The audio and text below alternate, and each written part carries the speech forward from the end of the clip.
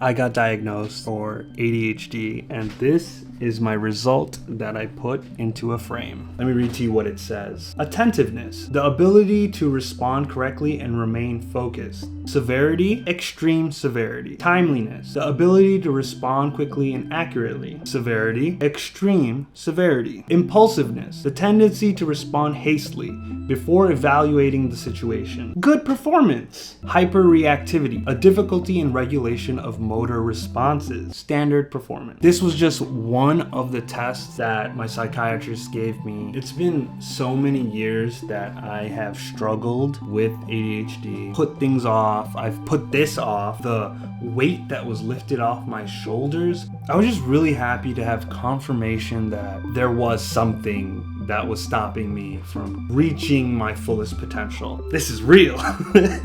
I document everything. Whether or not I post it, I still document it. I have them all on these hard drives. And as I get older, there's no way I'm gonna be plugging these things in and going through years and years of footage. I need a place where my future self can see everything that I've done in just one place. Here. So I wrote down everything that I did in the past year, because I can't remember it off the top of my head. Starting with January last year, we went to Sundance. I had the greatest experience because I went to a South Asian panel hosted by 1497, and we saw some of the most creative minds I've ever met in my entire life. In February, I started a creative agency called The Third Place. My first ever creative agency. We specialized in storytelling content, and we built community, and honestly, this is something I've always wanted to do, but I wasn't able to do it. None of that could have happened unless I partnered with two very talented people. One of the biggest things that we worked on was the marketing for the show Deli Boys. If you haven't seen it, watch it. It's on Hulu. We're also working on this show called, I don't know if I'm allowed to say that. In that same month, I did go to Bangladesh. That was the first time I've gone in like 11 years, 12, 15 years, 15 years. Ooh, in March, we did BTS for a music video for Tesher. He called me and said, hey, come to Miami tomorrow to film BTS for this music video. And I was like, okay, I'm coming. Ooh, then was March Madness. We went to the Team USA Summit where we saw Olympians and also Caitlin Clark. That was the first time I saw her play. In April, we saw the solar eclipse for the first time. We ran around the city trying to document it. Apparently, there's not going to be another one until August 23, 2044. My agency hosted our first party at the Monkey King. Beautiful restaurant, amazing food. Wow, this is all still in April. We worked with Megan Thee Stallion. We shot Megan Mondays, not once, twice. Hopefully I get to work with her again. That was one of my favorite shoots. And then I made the worst decision in my life. I signed up for a Spartan race. I thought that if I signed up for a Spartan race, I would jumpstart my fitness journey. That was the worst idea. It was only a 5K. There were 25 obstacles, but honestly, when you're out of shape, that feels like hell. Halfway through, I almost gave up, but my friends pushed me and I powered through, and that's why I have. It wasn't pretty, I wasn't fast, it took me forever, but I did it. And honestly, it did work. It was a wake-up call. I started working out every day. I went from 220 pounds and now I'm at 200 pounds. I'm going to sign up for another one. I really need a condition for it. I actually have to train for it. There's no way I'm going back without training for one. Ooh, then we went glamping with our wedding party.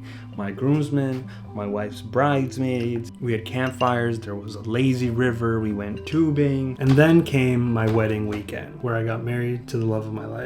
We rented out an Airbnb for 4 days. We invited all of our friends and our family. Basically, we had a 4-day sleepover leading up to the wedding. We had pool days, barbecues. There's no way I can explain everything that I felt and everything that happened, so I'll make that a whole nother video. And then right after the wedding, we went to Switzerland and Italy for our honeymoon. I haven't traveled a lot in the world, but Switzerland, oh my God, that felt like a dream. Air quality, the mountain range, the grass, the open fields.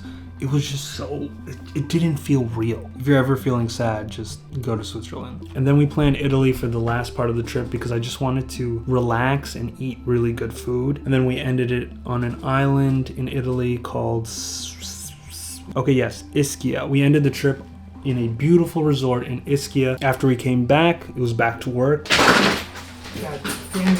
The Tyson versus Paul fight, which was phenomenal. I saw it in person, saw Tyson for the first time. I wish Tyson won. He's old. In that same month, I got the ADHD diagnosis, which made me very happy. And then Deli Boys finally came out after all the marketing we did. We got to work with Sagar Sheikh and Asif Ali, both very funny guys. Seriously, if you haven't watched the show, watch the show. It was really good.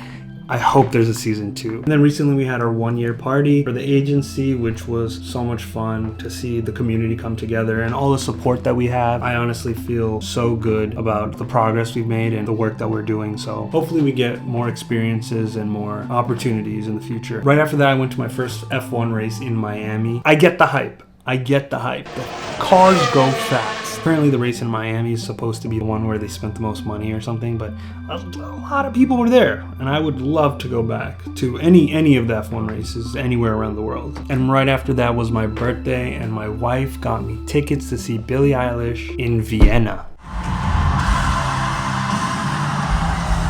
That was honestly my favorite album, so seeing it live was...